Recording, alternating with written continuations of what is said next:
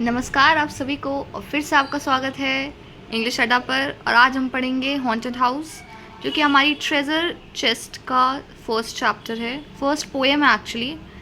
और काफ़ी अच्छी पोएम है ये। इट्स अबाउट घोस्ट के बारे में है ये पोएम।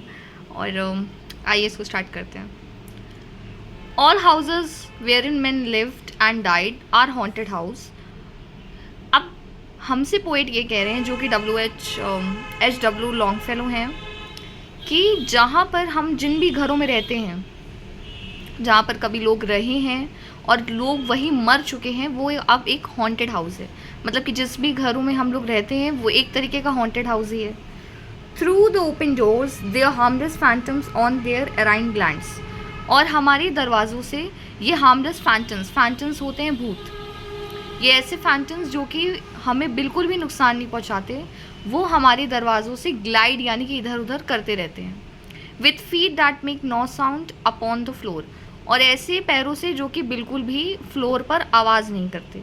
मतलब कि हम जिन भी घरों में रहते हैं वहाँ पर भूत रहते हैं, वहाँ पर वो दरवाज़ों से या कहीं पर भी फ्लोर पर भी बिना आवाज़ किए इधर से उधर घूमते रहते हैं।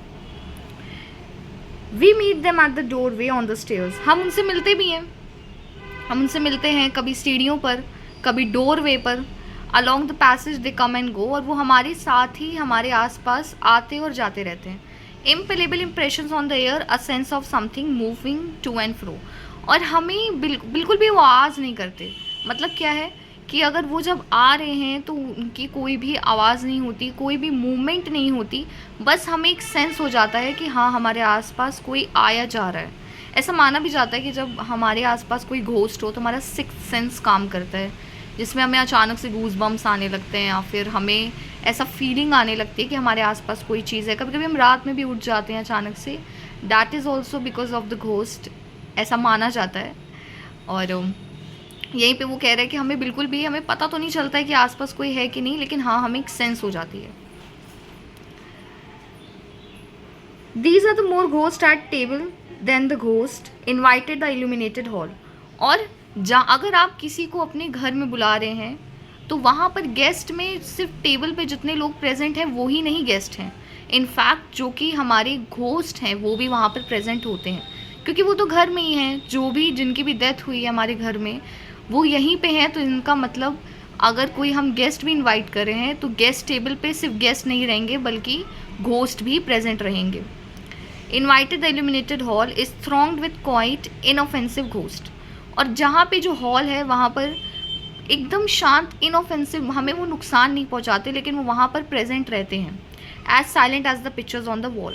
और वो इतने शांत रहते हैं जैसे हमारी दीवार पे लगी हुई तस्वीरें शांत रहती हैं, बिल्कुल भी कुछ बोलती नहीं है। सिमिलरली हमारे घोस्ट भी हमसे कुछ नहीं कहते।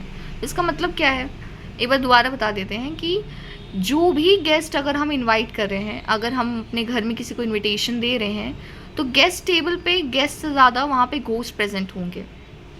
वो हमें कुछ नहीं कहेंगे, वो इनऑफेंसिव हैं, बिल्कुल भी हमें नुकसान नहीं पहुँचाते। और वो इतने शांत रहते हैं जैसे पिक्चर्स शांत रहती हैं वॉल पर।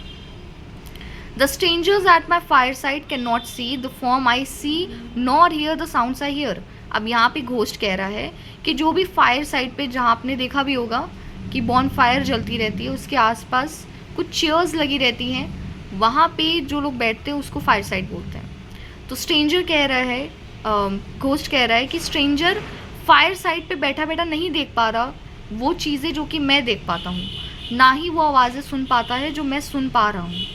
ही but perceives what is while unto me all that has been is visible and clear. लेकिन वो सिर्फ उतना ही परसीव कर रहा है, यानी कि उतना ही देख पा रहा है जितना उसको विजिबल है, जितना उसकी आंखें देख पा रही हैं। जबकि मैं जो एक घोस्ट हूँ, मैं वो भी देख सकता हूँ जो वो देख रहा है, प्लस मैं अपनी चीज़ें भी देख सकता हूँ जो वो नहीं देख सकता, because I am a ghost. We have no title deeds to house or lands, ownership and occupants of earlier dates.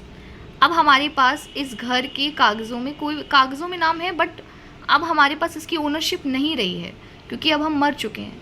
और जो इंसान मर जाता है वो ओनर नहीं रहता है, उनकी प्रॉपर्टी कहीं ना कहीं उनके आगे हायर्स को मिल जाती है।